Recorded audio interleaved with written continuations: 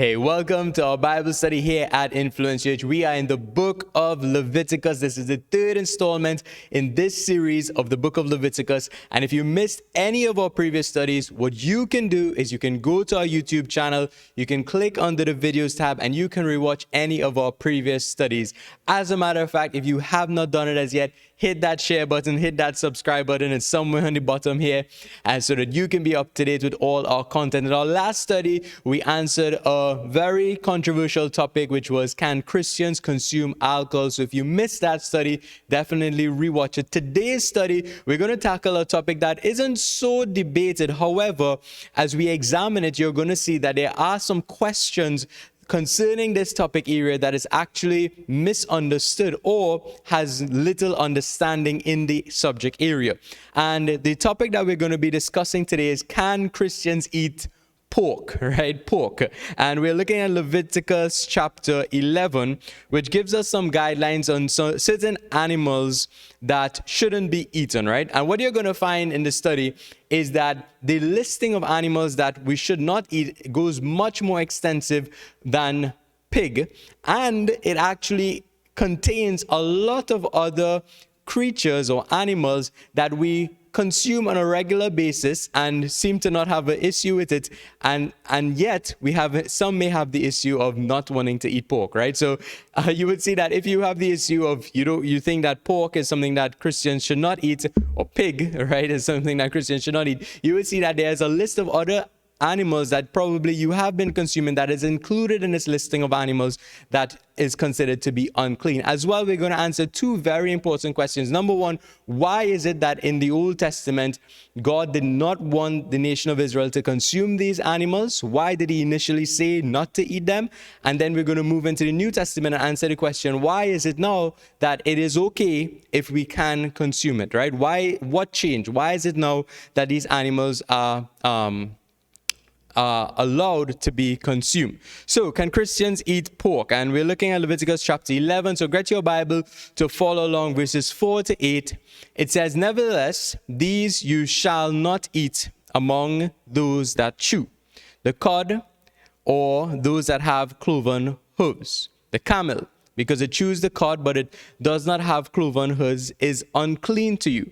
The rock hyrax, because it chews the cud, but it does not have cloven hooves, it is unclean to you. The hare, because it chews the cud, but does not have cloven hooves, it is unclean to you. He continues to say the swine. So this is the one that people emphasize the most, the pig. Though it divides the hoof, having cloven hooves, yet it does not chew the cud, it is unclean to you. Their flesh you shall not eat, and their carcasses you shall not touch. They are unclean to you. So you shouldn't even touch an animal that is dead of these listing that is given, right? And just to kind of help you understand what these animals are, these unclean land animals that are given here, they fall into four different categories: canines, felines, equines, and swine, right? And I just gave like a heading of some of the animals that are listing in these categories, so it's not an extensive list. So in the canines, we have dogs, fox, wolves. In the felines, we have cat, cheetahs, lions. In the equines, we have donkey, horses, zebra.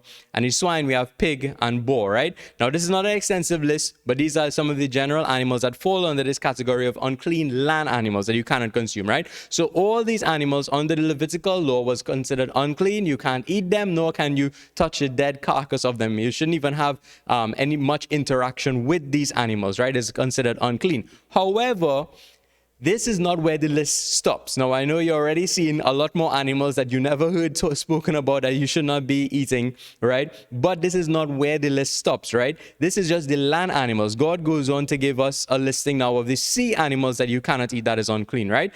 It says, but all the seas or in the river that do not have fins and scales, or that move in the water, or any living thing which is in the water, they are an abomination to you. They shall be an abomination to you. You shall not eat their flesh, but you shall regard their carcasses as an abomination. Now, this is where it gets a little bit tricky, because even if you said, okay, I'm cool with that previous listing, I don't need to eat pig, I'm not into dogs, right?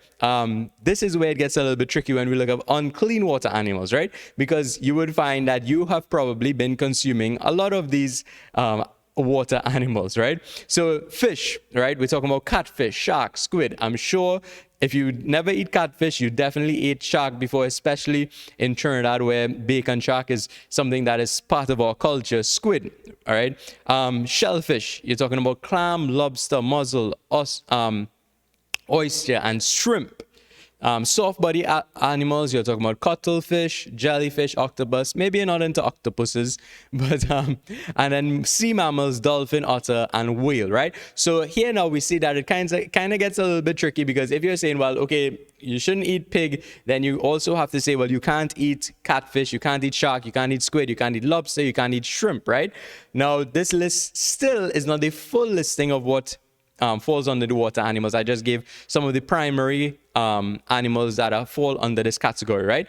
God continues now to tell us of further things that you shouldn't eat when it comes to flying animals, birds, right? And it says, and these you shall regard as abomination among you. These birds you shall not eat. They are an abomination. The eagle, the vulture, the buzzard, the kite, and the falcon are and after its kind, every raven and after its kind, the ostrich, the shortened ear owl, the seagull, and the hawk, and anything after its kind, the little owl, the fisher owl, the screech owl, the white owl, the jackdaw, the corian vulture, the stork, the heron after its kind, the hoop, and check out this last one, right? The bats, right? So all these these flying creatures, again, unclean, you can't consume them, right? And then it has one final category, which is insects, and it says, of all the flying insects that creep and on all fours, that shall be abomination to you, yet these you may eat of every flying insect that creeps on all fours, those which have jointed legs above their feet, and which leap on the earth, these you may eat, the locust after its kind, the destroying locust after its kind, the cricket after its kind, the grasshopper after its kind, but all other flying insects which have 4 feet, you shall be an abomination to you. So you could eat the locust, right? Now, here we see a very long list. There are different categories: land animals, sea animals, flying animals, and then insects, right? And we see here that besides from the pig that is more spoken about, there's a lot more animals that fall into these categories that we cannot eat, that are considered unclean, that we probably customarily eat in our culture. Now, why is it that God would have said that these animals are unclean? What they made them unclean, and what did it even mean to be unclean? Because oftentimes people associate the eating of unclean animals with sin. So if a Christian eats pig, then it is sin, right? Or in this case, as we've seen the extensive list, if you eat crab, it is sin. Or if you eat shrimp, it is sin. However, when the Bible is speaking about this dietary guidelines, the dietary law, they are not speaking about, when they speak about unclean, they're not necessarily speaking about something that is sinful. What it means by unclean is to be ceremonially unclean. It means that you are therefore forbidden to participate in worship. So if you were to eat any of these animals or touch any of these animals, then you would not be able to go into the temple, and you would not be able to worship, because your body will be considered unclean, right? So it's not necessarily sin, but it's a defilement of your physical body, meaning that your physical body has now become unclean by touching these animals or eating these animals, right? And just to kind of solidify that point, if we look into the next chapter, Leviticus chapter 12, we see that it says, speak to the children of Israel, saying, if a woman has conceived and born a male child, then she shall be unclean 7 days, and as in the days of her customary impurity, she shall be unclean. So obviously making a child is not sinful, right? But it says that the 7 days after having a child, she would be unclean. What happens in the 7 days after having a child? Up to those 7 days, the woman there's still blood flowing out of the woman after conceiving this child.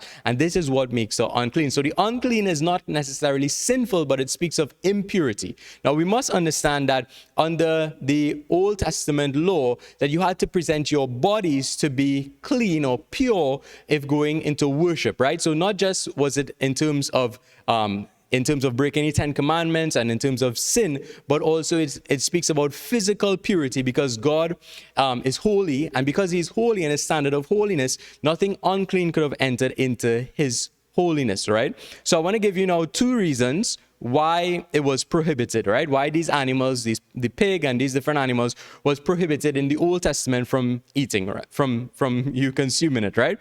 Number one, it was done to ensure the health of the nation, right? The forbidden foods were usually scavenger animals that fed on dead animals, thus disease could be transmitted through them. Now, I don't need to explain this to you in 2022, just after being through the COVID-19 pandemic. And we see that out of the flying animals, the last one listed is that you should not eat a bat, right?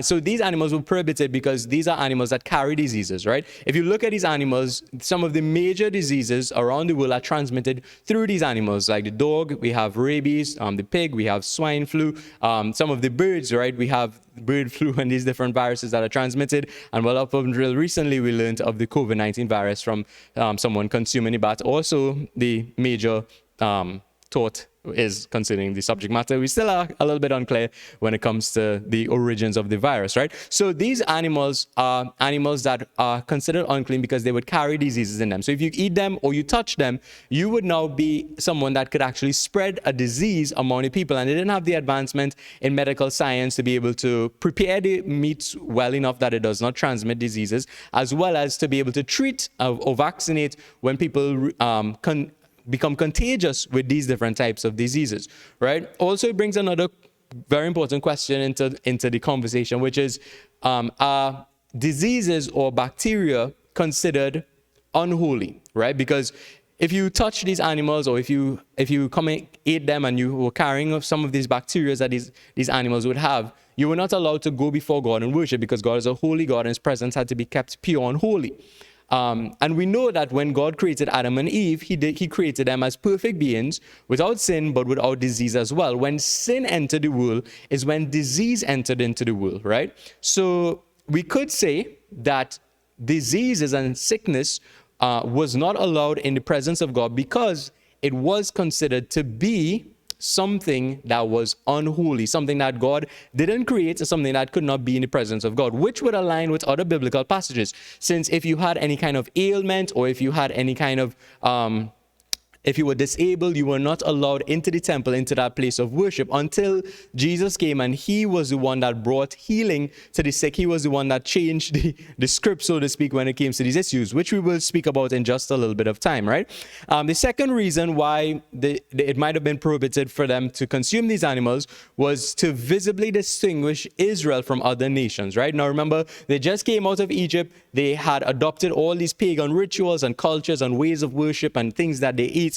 And the pig was a common animal that was used in sacrifice for pagan religion, right? More so for sacrifice unto demon gods, right? It was considered a way of demonic worship, sacrificing pigs. So God telling them not to, well, they weren't allowed to sacrifice a pig as well, and not consuming the pig was a way of kind of separating them so that they would be set apart, that they would look different, that they would be able to be identified as the nation of God as compared to the other nations, and set an example for the other nations. Right? So this was the reason it was prohibited in the Old Testament. Now that we move into the New Testament, what does it mean now for us? Are these things still prohibited?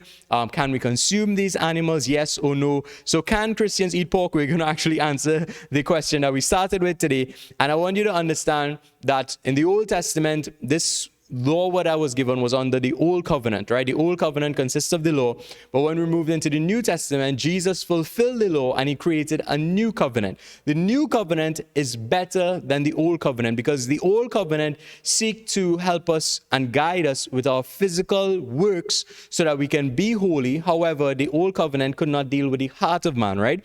And this is what the new covenant does. It helps us with our heart condition, because all the issues of our life flows through our heart, and it's not necessarily our environment or physical body, but the condition of our heart. So this is how Jesus says it in Matthew chapter 15 and verse 11. He says, but what goes into the mouth of a man, right? What goes into the mouth defiles a man.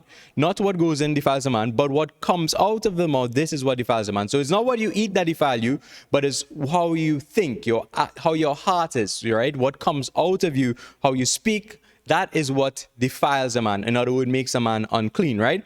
In Romans chapter 7 and verse 6, it says, but now we are released from the law, having died to that which has held us captive, which is sin, so that we serve in the new way of the Spirit, not in the old way of the written law. So the Old Testament law, right, is now no longer the covenant that we live under. We live under a new covenant now, right? So that Old Testament law of all these animals that we should not eat because of the Old Testament law, that was fulfilled through Jesus Christ. He fulfilled all of the law, right? And then he gave us a new covenant, which is in him, right? Through his sacrifice on the cross, right? 2 Corinthians chapter 3 and verse 6 says, who has made us sufficient to be ministers of a new covenant, not of the letter, but of the Spirit. For the letter kills, but the Spirit gives life.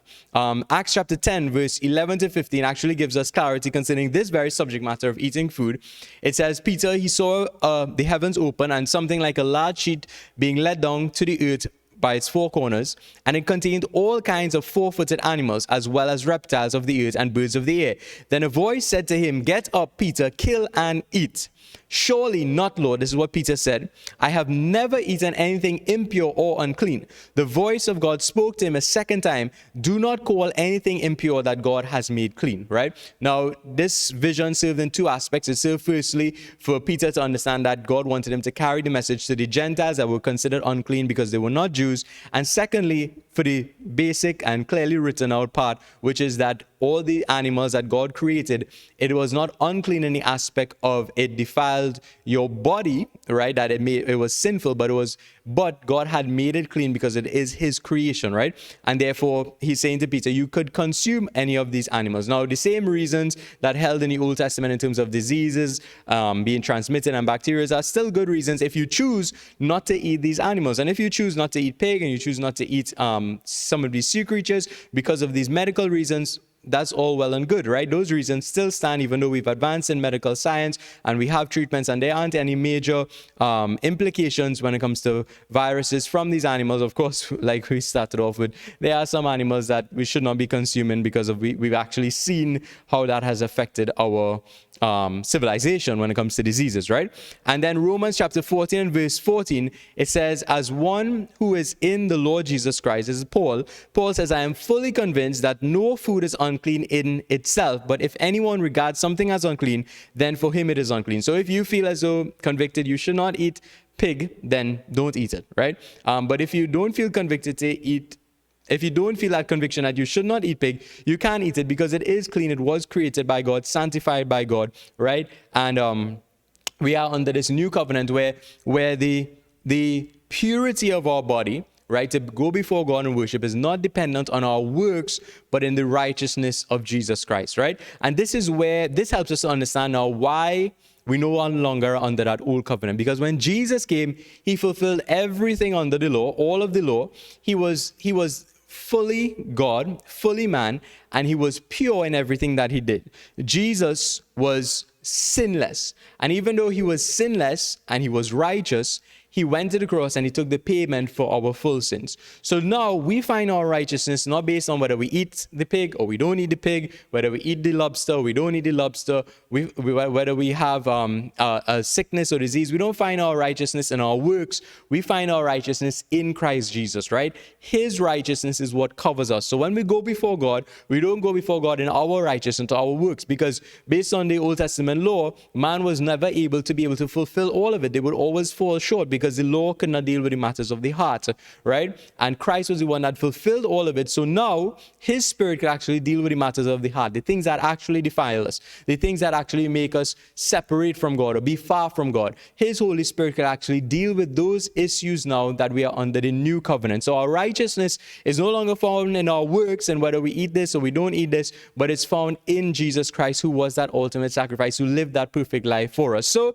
can Christians eat pork? And the answer for this Bible study, based on what we've just examined, is yes, right? And for those who might be against the eating of pork, well, you have to also not eat the other animals that we would have listed and we saw in Leviticus chapter 11, because you can't just pick and choose and say, well, I'm not going to eat a pig. That's against the law. If you are going to be following the law and saying you are under the law, then you can't just pick and choose. You have to go with all of them. However, the law has been fulfilled in Jesus Christ. We are no longer under that old covenant. So if you just want to make that choice to say, I want to do this, I don't want to eat this animal, that's fine, but it will not be sin if you consume it or if someone else consumes it, right? And then we even see Paul talks about the fact that if it causes somebody else to sin, then as a believer, we should be considerate to that person and not consume this meat in front or among them so that it causes them to sin. So if there's another believer who in the conscience of his heart somehow does not understand the fullness of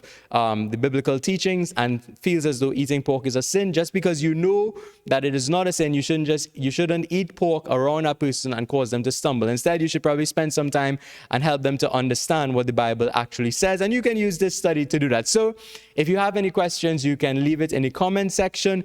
This concludes our study today on Can Christians Eat Pork? And we are continuing in the book of Leviticus. As we get into the back end of Leviticus, we're going to get into a lot of detailed laws concerning leprosy, concerning childbearing, concerning issues that in terms of purity, and they will seem confusing, but this study today on Can Christians Eat Pork and our last study on Can Christians Consume Alcohol are great foundations to understanding the more complex parts of the ceremonial law that we're going to see to the back end when it comes to leprosy, when it comes to impurity of your body and what makes you impure in terms of certain actions, certain deeds, certain sexual interactions, even within a marriage, that will not be sinful, that makes you impure. So these are great foundations to understanding that and understanding how it has changed as well in the new covenant. So this concludes our study. If you're viewing this at day, enjoy the rest of the day. If you're viewing it at night, enjoy the rest of the night. God bless you.